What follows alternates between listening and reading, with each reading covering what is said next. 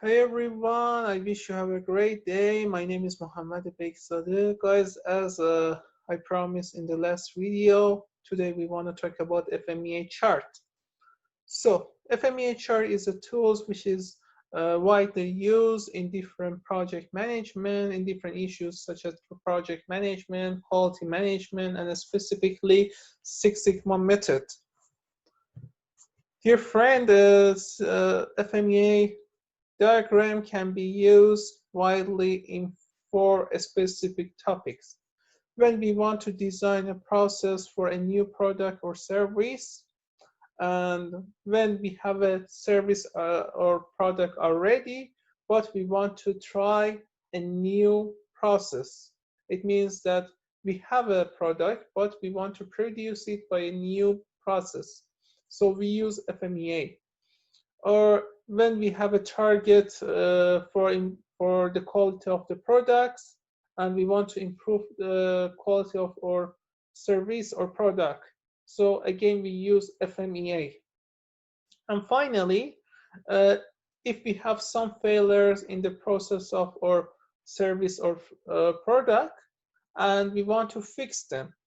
So in this situation, again, we need to use FMEA too. Please pay attention that in the FMEA diagram, we have 15 columns and 7 parts.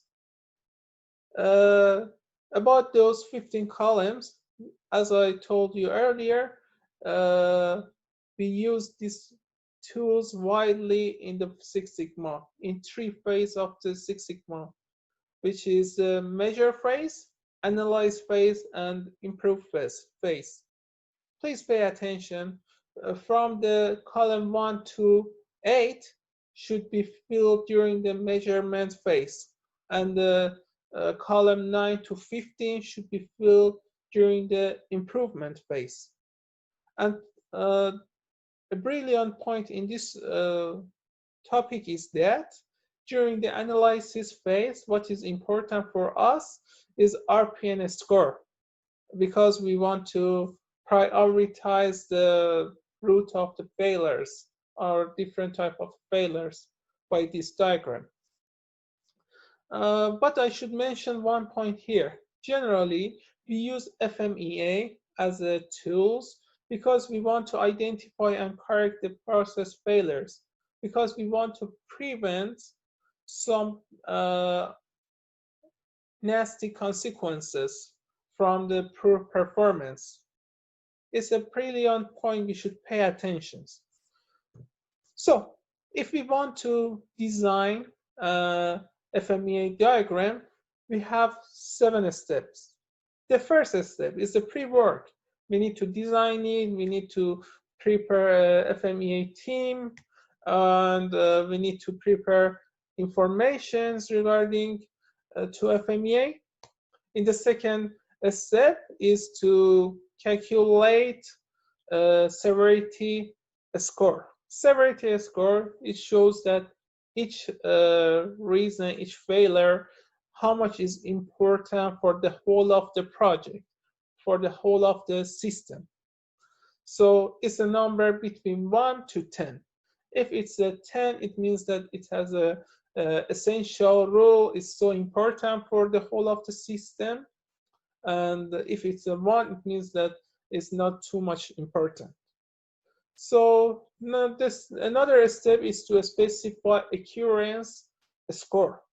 Occurrence score shows how much is percentage which it happens. It means that whatever this score is higher, it shows that it's the possibility that this failure happens is more.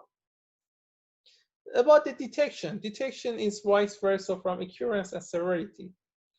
Detection shows that how much is possible we can detect, we can observe this failure before it happened. It means that we can prevent it. So if the detection is high, it shows that we have a less chance to observe this failure. And when this detection rate is low, it means that we have a high chance to observe this failure and prevent it. So after that, we specify these three numbers. By multiple with each other, we can receive RPN score. This number is so important for us. By this number, we can prioritize or failures, and we can specify which one is more important and which one is less important. And after that, according to these priorities, we can give some recommendations because we want to prevent them. This recommendation is related to step 6. And after that we give the recommendations and we perform them. We need to recalculate RPN score again, because to be sure that it's effective way or not. Because if the RPN is, it should be less than or less RPN. If it's more, it means that our condition becomes worse. If it's the same, it means that by this recommendation, nothing has been changed. So we need to have a less RPN. So right now, I want to explain you in detail how we can fill this chart, FMEA chart. So as you can observe in the part of description, we can mention the main reason, the main topic. In the potential failure mode, we can list all of the failure it's possible to happen by that topic. It's possible to be one, and it's possible to be more than one. There is no limitation. Potential effect of the failure.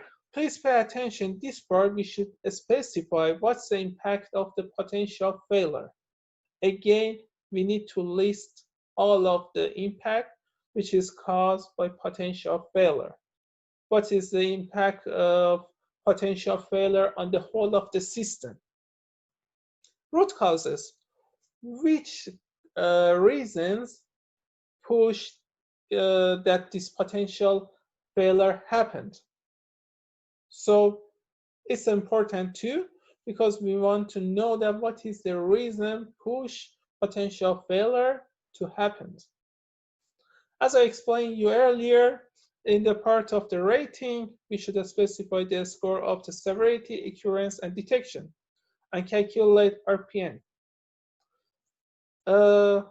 In the countermeasure, let me move the screen. Yes, in the countermeasure is related to improve phase. It means that we should write, after that we calculate RPA and we give some recommendation, we should write our recommendation in the action part. And we should specify that who is responsible to do this recommendation and correction performance in the part of the honor. And what's the time limitation? It should be done up to which time? It should be specified in the part of due. At the final step, at the result, please pay attention that we should recalculate severity, occurrence, and detection again. And we achieve the final RPN. As I told you, this final RPN should be less than the last the last RPN. So it's a reason why we calculate it, because we want to predict and we want to be sure that our recommendation works very well. If we don't do it, if we don't recalculate our RPN, so we don't know what's the result of our recommendations. Is it possible that this recommendation make our situation more complex and it becomes worse? So it's another goal of the FMEA, to predict the result. So we use the FMEA in two ways. The first one, prioritize the failure routes, the failure cause, to know that we should pay attention to which one firstly and which one lately. The second one, we can predict the result of the recommendation. the result of the correction actions by the second RPN score to know that our recommendation and correction action is effective or not. So it was FMEA chart. Dear guys, please let me know about your opinions. Please give us feedbacks. I hope that this clip can be useful for your dears. Thank you so much. Have a wonderful day.